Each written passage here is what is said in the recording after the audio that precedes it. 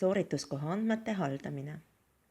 Haldus soorituskoha andmed avab soorituskoha üldandmete vormi.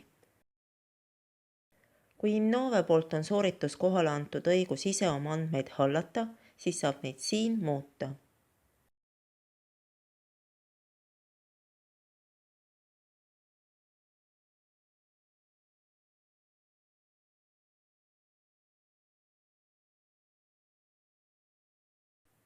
Ruumide vormil saab kirjeldada testide sooritamisel kasutatavaid ruume.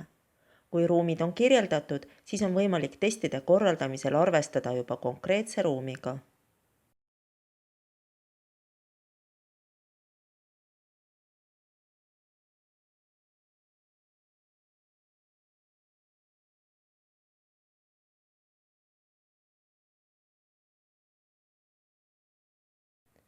Isikute vormil kuvatakse soorituskoha kasutaja rollid ning soorituskohaga seotud isikud.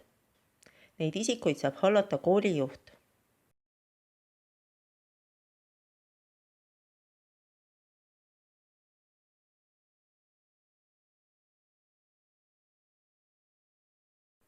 Soorituskoha administraator saab teha kõiki toiminguid, mida koolijuht, välja arvatud failide laadimine ja kasutajarollide jagamine.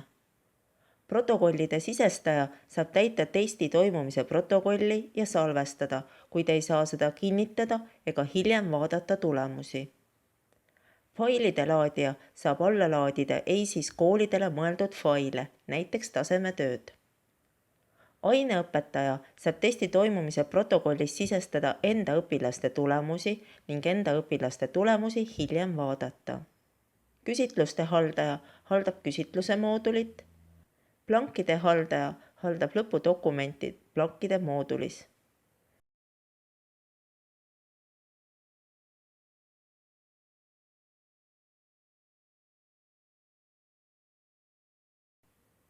Kui kasutajarollid annavad kasutajale eriõigusi, siis soorituskohaga seotud isikud selle õigusega kasutaja õigusi juurde ei saa.